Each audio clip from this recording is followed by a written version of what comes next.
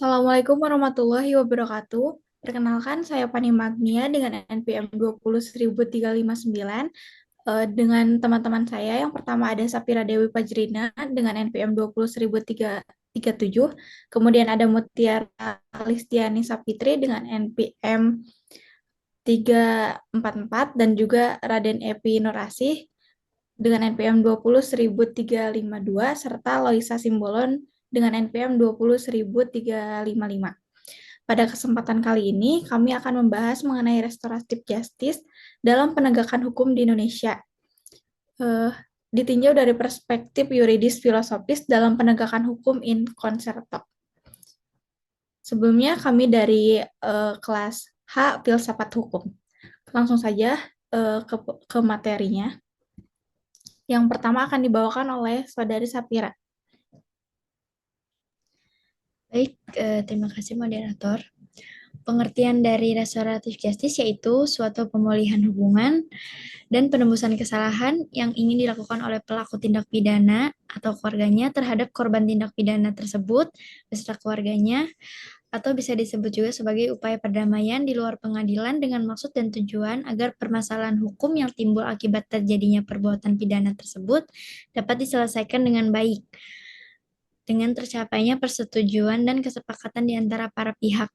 Atau dapat kita ringkas, restoratif justice adalah suatu upaya penyelesaian hukum dengan cara kesepakatan bersama atau biasa kita sebut dengan mediasi yang melibatkan pelaku, korban, keluarga pelaku, keluarga korban, tokoh masyarakat, tokoh agama, tokoh adat, atau pemangku kepentingan untuk bersama-sama mencari penyelesaian yang adil melalui perdamaian.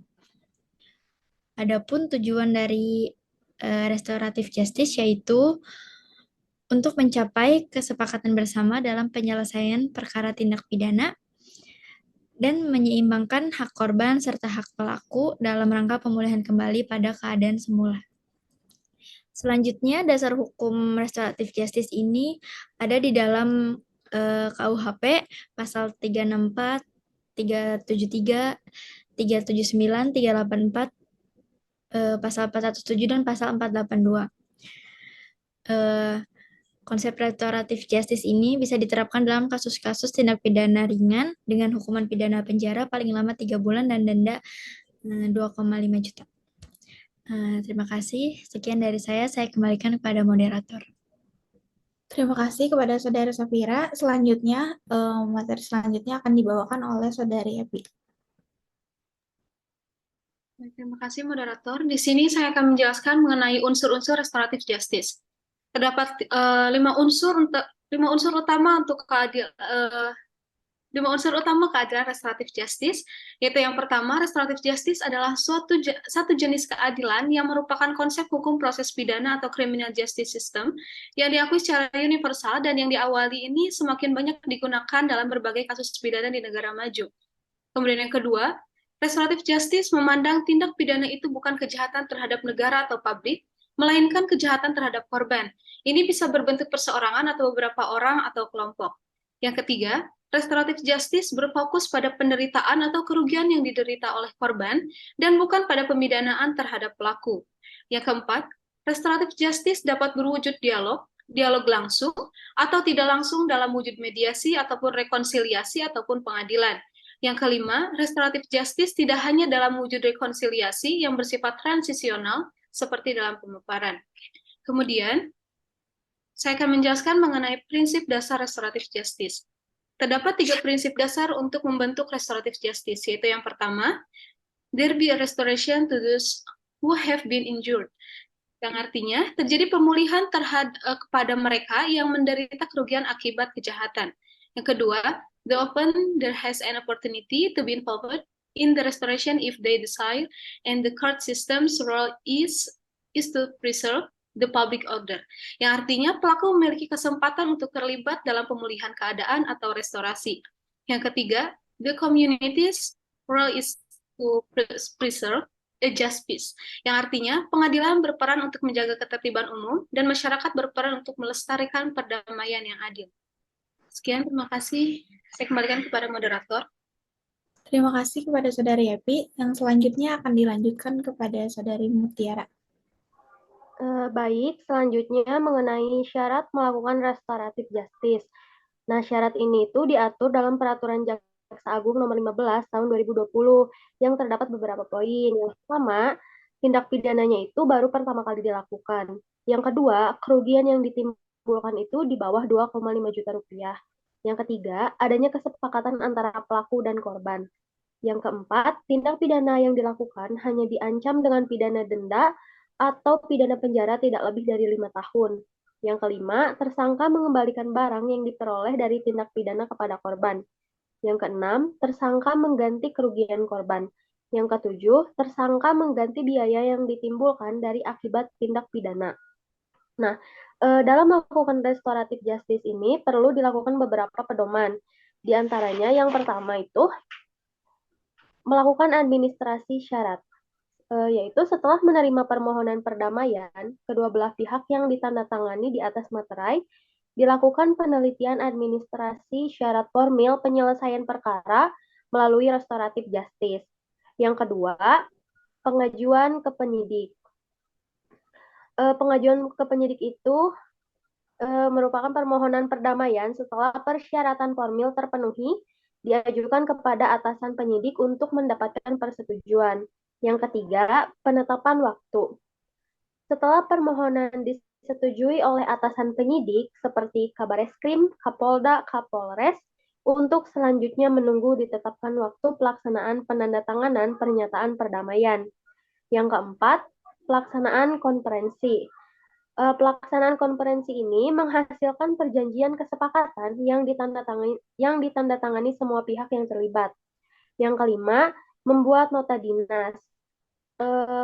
Pembuatan nota dinas ini kepada pengawas penyidik atau kasatker perihal permohonan dilaksanakannya gelar perkara khusus untuk tujuan penghentian perkara. Yang keenam, surat perintah penghentian penyelidikan atau penyidikan. Yaitu melaksanakan gelar perkara khusus dengan peserta pelapor dan atau keluarga pelapor, terlapor atau keluarga terlapor, dan perwakilan masyarakat yang ditunjuk penyidik. Yang ketujuh, penerbitan dilakukan oleh Direktur Reserse Kriminal Mabes Polri, yaitu menyusun kelengkapan administrasi dan dokumen gelar perkara khusus serta laporan hasil gelar perkara.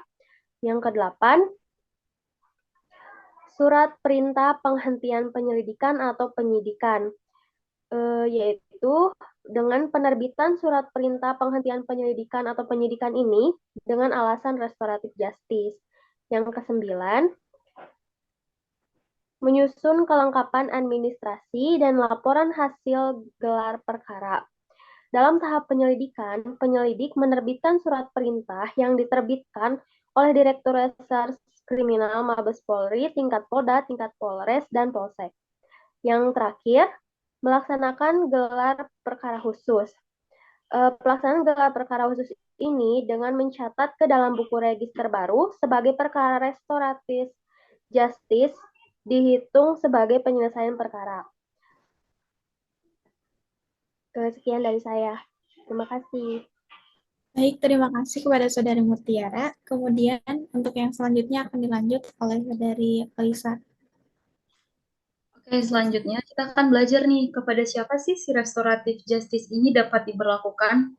Nah, restoratif justice sendiri itu dapat diberlakukan kepada yang pertama, anak atau perempuan yang sedang berhadapan dengan hukum. Itu dapat diberlakukan restoratif justice. Atau anak yang menjadi korban atau saksi tindak pidana hingga pecandu atau penyalahgunaan narkotika.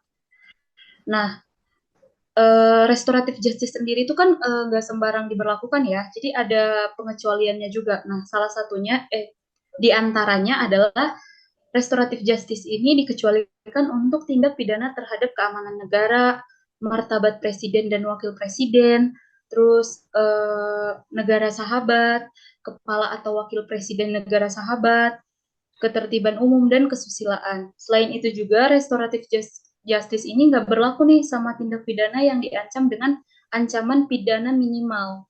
Terus tindak pidana narkotika, lingkungan hidup, dan yang dilakukan oleh korporasi.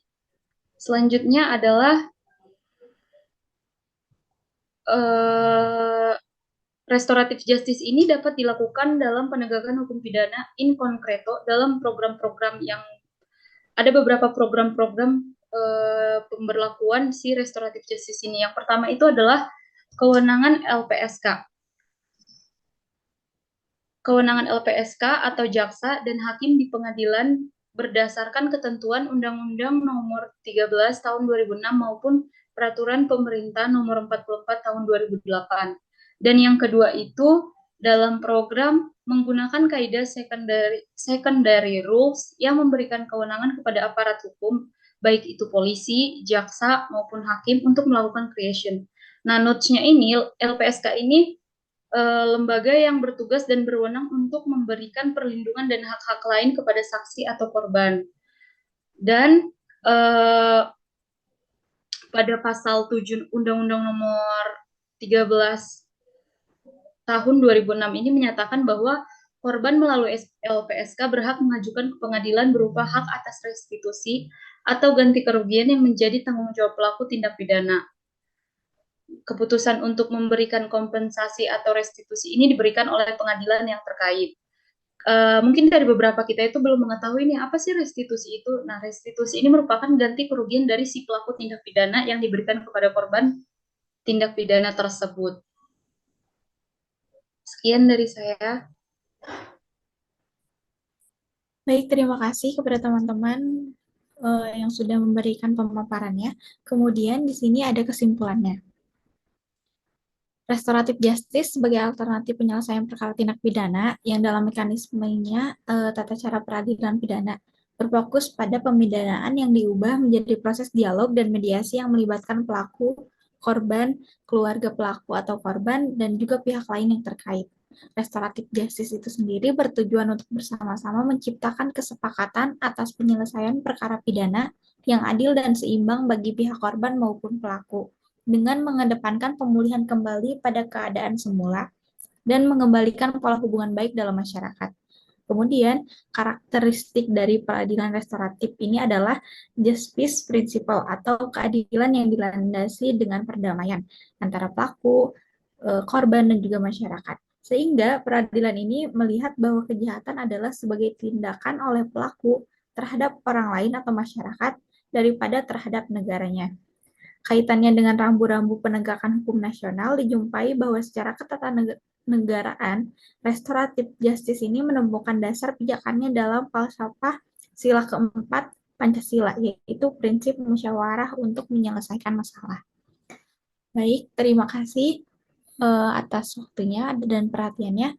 Mungkin materi dari kita cukup sekian.